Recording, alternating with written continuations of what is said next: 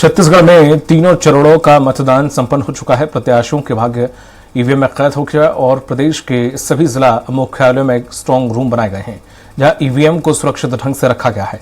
Strong room परिसर की निगरानी सीसीटीवी कैमरे के माध्यम से की जा रही है। साथ ही 3 लेयर पर सुरक्षा के इंतजाम किए गए हैं। रायपुर जिले के अंतर्गत आने वाले 7 विधानसभा क्षेत्रों के ईवीएम को शासकीय इंजीनियरिंग कॉलेज सेज बाहर स्थित स्ट्रांग रूम में रखा गया है।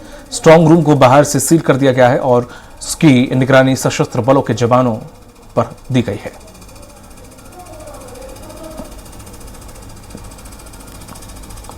चरणों में मतदान हो चुके हैं और अब जो मतगणना है वो 4 जून को होना है। तब तक के लिए तमाम जो ईवीएम है उसको अलग अलग स्ट्रांग रूम में रखाए गए हैं। सभी जिला मुख्यालयों में स्ट्रांग रूम बनाए गए हैं। राजधानी रायपुर की बात करें तो ये शासकीय इंजीनियरिंग कॉलेज परिसर है। ये परिसर का बाहर का नजारा है। यहाँ पर कल रात जब सभी ईवीएम मशीनों को लाया गया तो सभी छटनी किया गया। एक एक ईवीएम मशीन को हर जो विधानसभा वार उनको इकट्ठा किया गया। फिर यहाँ जो मुख्य भवन है शासकीय इंजीनियरिंग कॉलेज परिसर, वहां पर लेके आया गया और इस इंजीनियरिंग कॉलेज परिसर को पूरी सुरक्षा व्यवस्था, 3 लेयर की सुरक्षा व्यवस्था है, उससे सुसज्जित किया गया है। सबसे पहले जिला प्रशासन की टीम मौजूद है, पुलिस प्रशासन, उसके बाद फिर साथ ही साथ पूरे परिसर की निगरानी सीसीटीवी कैमरे के माध्यम से की जा रही है। 48 सीसीटीवी कैमरे लगाए गए हैं। आप देख सकते हैं ये बाहर का जो 16 सीसीटीवी कैमरे का जो सीन है, ये पूरे परिसर को बाहर से देख रहे हैं, उसकी निगरानी कर रहे हैं। उसके अलावा ये जो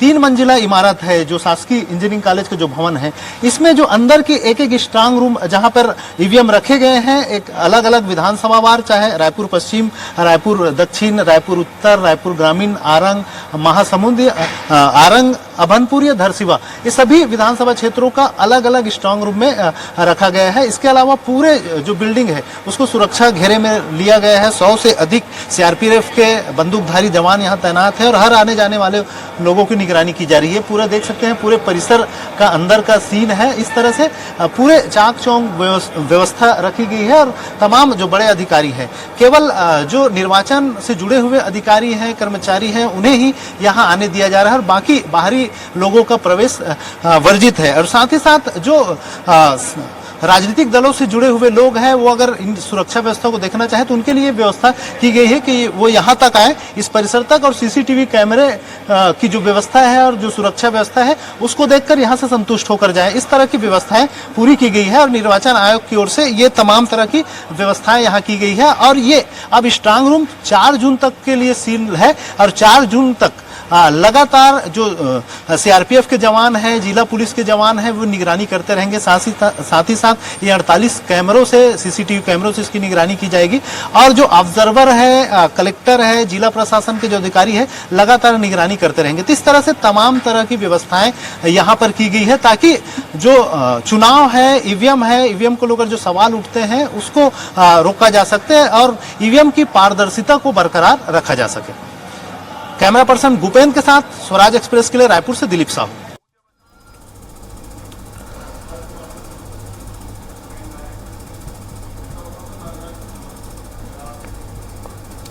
छत्तीसगढ़ में लोकसभा चुनाव खत्म होने के बाद साय कैबिनेट में बदलाव की चर्चा है। नए चेहरे कौन होंगे, इसे लेकर कयास लगाए जा रहे हैं। कई सीनियर विधायकों ने मंत्री बनने के लिए जोर लगाना भी शुरू कर दिया है। बताया जा रहा है कि लोकसभा चुनाव में विधायकों की परफॉर्मेंस मंत्री पद का आधार बनेगी। इसे देखते हुए विधायकों ने अपने अपने क्षेत्र से भाजपा उम्मीदवार को अच्छी लीड दिलाने के लिए चुनाव में पूरी ताकत झोंक दी।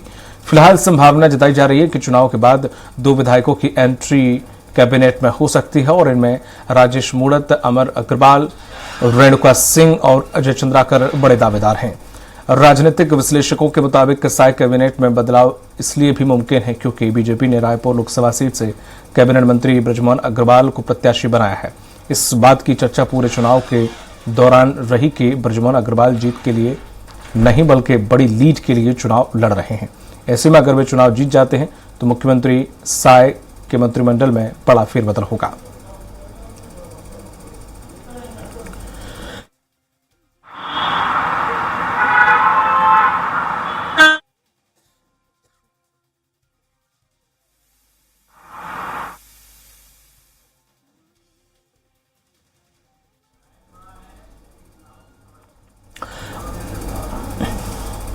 और अधिक जानकारी के साथ सहयोगी जुड़े हैं दिलीप साहू रायपुर से। दिलीप, जिस तरह से चुनाव के बाद अब ये कैबिनेट में कुछ ना कुछ फेरबदल की सुगबुगाहट तेज हो गई है, कौन कौन से ऐसे नाम हैं? परफॉर्मेंस के आधार पर अगर देखा जाए, हाँ, ये कहा गया था कि जिस क्षेत्र में, जिस विधानसभा या लोकसभा सीट में जो भी मंत्री हैं या फिर जो अन्य विधायक हैं वो अच्छा परफॉर्म करते हैं, वोट प्रतिशत उस लोकसभा सीट पर ज्यादा जाता है या फिर जो प्रत्याशी है वो ज्यादा मत से जीतता है, तो जाहिर सी बात है कैबिनेट में जगह मिल सकती है। तमाम सारी बातें उस समय आई थी निकलकर, अब वो कहीं ना कहीं उसकी सुगबुगाहट भी तेज हो गई है।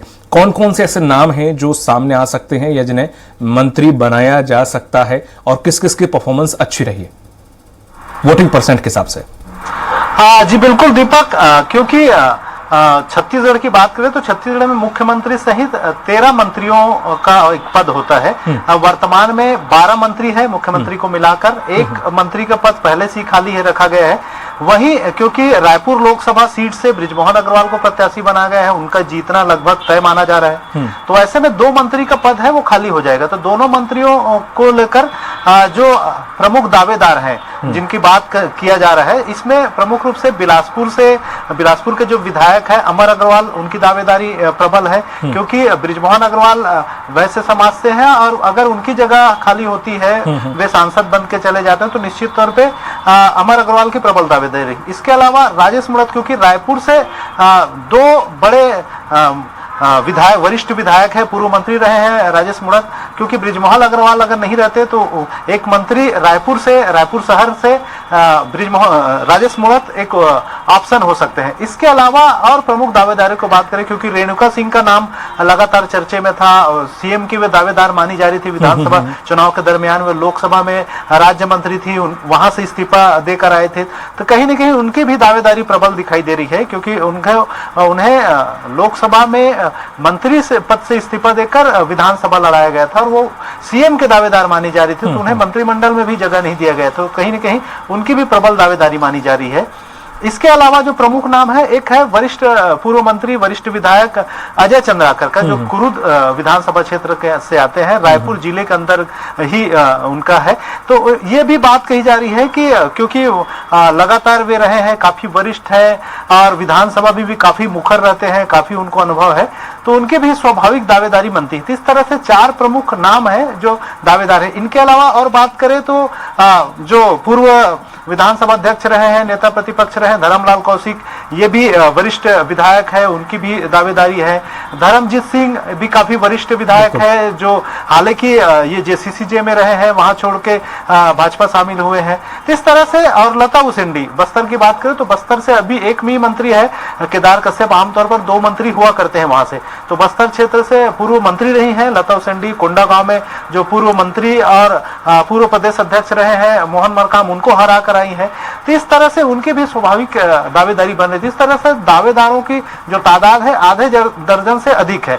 ऐसे में देखना होगा मंत्रिमंडल में केवल 2 ही सीट खाली रह जाएंगे, एक तो पहले से खाली था और एक बृजमोहन अग्रवाल के जीतने के बाद। तो ऐसे में अब देखना होगा कि आला कमान या मुख्यमंत्री विष्णुदेव साय अपने मंत्रिमंडल में किन किन वरिष्ठ नेताओं को शामिल करते हैं, या फिर कोई चौंकाने वाले नए चेहरे को तो शामिल नहीं कर लिया जाता। ये भी बात कही जाती है, क्योंकि बीजेपी में अप्रत्याशित फैसले लिए जाते हैं, क्योंकि जिस तरह से मंत्रिमंडल उनका जब बनाया गया था, उनमें 4-5 प्रमुख नए चेहरों को मंत्रिमंडल में शामिल कर लिया गया था, जबकि काफी वरिष्ठ लोगों की लंबी फहरिस्त थी इसके बावजूद। तो ऐसे में कहा जा सकता है कि कुछ नए चौंकाने वाले नाम भी हो सकते हैं, लेकिन अभी फिलहाल जो समीकरण बन रहा है उसमें ये 4 प्रमुख नाम प्रमुख रूप से शामिल है, जिसमें अमर अग्रवाल, राजेश मुड़त के अलावा रेणुका सिंह के नाम शामिल है। तो इस तरह से ये 3-4 जो नाम है प्रमुखता से सामने आ रही हैं। अब देखना होगा कि आला कमान किस पर जिम्मेदारी सौंपती है, और हो सकता है कि लगातार ये बातें भी कही जाती है कि जो मंत्री पद के जो दावेदार हैं उन्होंने अंतिम निर्णय, क्योंकि राष्ट्रीय आला कमान लेते हैं, गृह मंत्री जी या मोदी जी मिलकर ही तय करते हैं। तो ऐसे में देखना होगा, क्योंकि रिजल्ट आने के बाद तय होगा कि किसकी सरकार बन रही केंद्र में अगर मोदी जी की सरकार बनती तो उनकी प्रमुखता से चलेगी, अगर बदल जाती तो हो सकता है कि राष्ट्रीय अध्यक्ष या फिर यहाँ की फिर रणनीति बदल जाएगी। लेकिन रिजल्ट आने के बाद ही तय होगा कि किस तरह से क्या परिस्थितियां बनती है, उसके अनुसार से ही मंत्रिमंडल में जो फेरबदल होगा उसमें कौन कौन से चेहरे शामिल शामिल हो सकते हैं। जी दीपक। बिल्कुल, एक आखिरी सवाल कि इसकी कैटेगरी क्या रखा गया है? जाति समीकरण को देखा जाएगा, वरिष्ठता देखी जाएगी, या फिर परफॉर्मेंस देखी जाएगी? ओवरऑल आखिर कैटेगरी क्या रखी गई है कि सबको मिलाकर एक परफॉर्मेंस तय की जाएगी कि हाँ इसकी वजह से इसको ये मंत्री बनाया गया है? हालांकि जैसे कि आपने कहा कि 6 नाम, तकरीबन 1 दर्जन से ज़्यादा नाम निकलकर सामने आ रहे हैं, तो ऐसे में जो कैटेगरी है वो किस कैटेगरी में आगे बढ़ाया जा सकता है नाम? क्या इस भाषण के दौरान कभी अमित शाह या जेपी नड्डा ने कुछ इंडिकेशन दिया हो? क्योंकि अक्सर वो मुंह से बोल जाते हैं कि कहीं ना कहीं इसको बड़ा आदमी बनाना है या इसको वो जो आगे तक लेके जाना है, वो ऐसे इंडिकेशन दे देते हैं अक्सर बातों बातों में।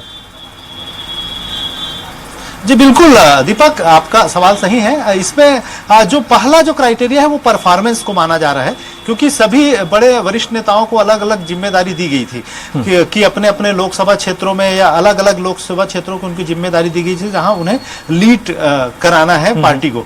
तो जिनकी ज्यादा परफॉर्मेंस अच्छी होगी वो पहली प्राथमिकता हो सकती है, परफॉर्मेंस के आधार पर ही उन्हें मंत्रिमंडल में जगह दी जा सकती है। इसके अलावा जातिगत समीकरण भी है, क्योंकि सभी समाजों को, सभी वर्गों को साधना भी जरूरी है, इसलिए जातिगत समीकरण भी दूसरा फैक्टर हो सकता है। इसके साथ ही साथ वरिष्ठता भी एक फैक्टर हो सकती है, क्योंकि मंत्रिमंडल में ज्यादातर नए चेहरे शामिल किए गए हैं, तो ऐसे में वरिष्ठ विधायकों को भी मंत्रिमंडल में शामिल किया जाए ताकि जो संतुलन है वो बना रहे, नए और पुराने के बीच का जो संतुलन है वो बना रहे, ताकि संगठन में भी किसी तरह की कोई जो आमतौर पे गुटबाजी जो देखी जाती है वो भी नियंत्रित किया जा सके। इस तरह से सभी चीजें, चाहे परफॉर्मेंस की बात करें, जातिगत समीकरण की बात करें या फिर वरिष्ठता, इन तीनों समीकरणों को ध्यान में रखकर ही मंत्रिमंडल का विस्तार किया जाएगा। जी दीपक। तमाम जानकारी साझा करने के लिए आपका बहुत बहुत शुक्रिया दिलीप।